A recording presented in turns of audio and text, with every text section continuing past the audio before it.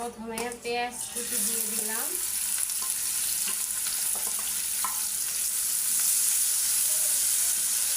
পেঁয়াজগুলো ভিজে ছিল, এই জন্য একটু শব্দ করতেছে পেঁয়াজে।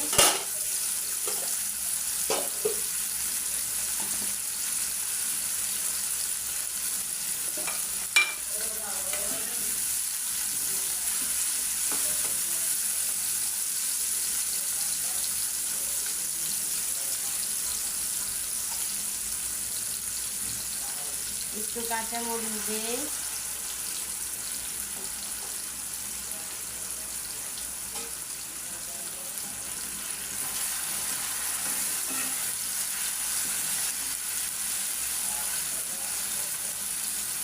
একটু আদা রসুন বাটা দিলাম।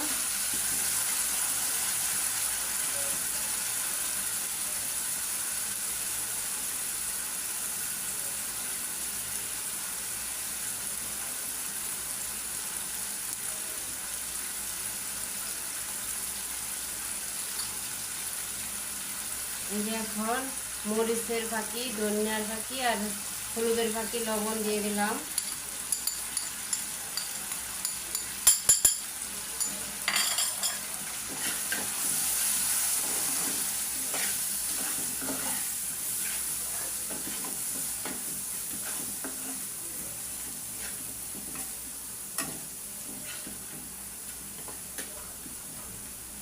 এই মশলার মধ্যে আমি কোনো পানি দিব না, কারণ ছোট মাছে বেশি পানি দিলে ছোট মাছ ভর্তা ভর্তা হয়ে যায়।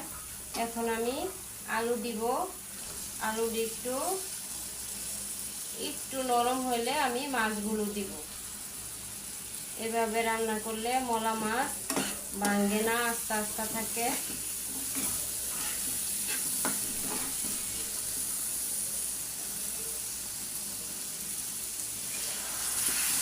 একটু পানি দিয়ে আলু একটু নরম করে নিব।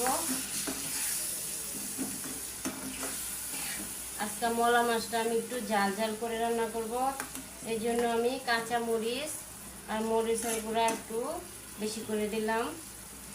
একটু ঝাল ঝাল করে রান্না করব মলা মাছটা। এখন আলু একটু সিদ্ধ হলে আমি মাছগুলো দিব। ফিরে আসলাম 1 মিনিট পর। এই যে আমার আলু, মলা মাছের জন্য আলু একটু নরম করে নিলাম। এখন মলা মাছগুলো দিয়ে দিলাম, দিয়ে একটু নাড়া দিয়ে ঢাকনা দিয়ে ঢেকে দিব।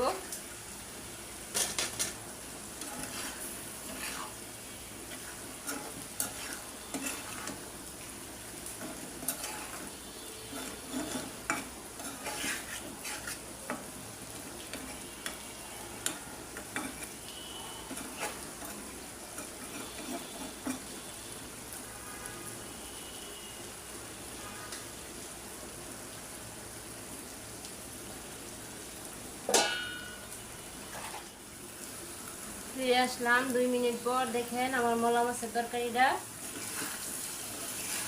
মাছগুলো দেখেন একেবারে কালার ঠিক আছে। ঝাল ঝাল করে রান্না করছি, ছোট মাছ একটু ঝাল ঝাল করে ভালো লাগে।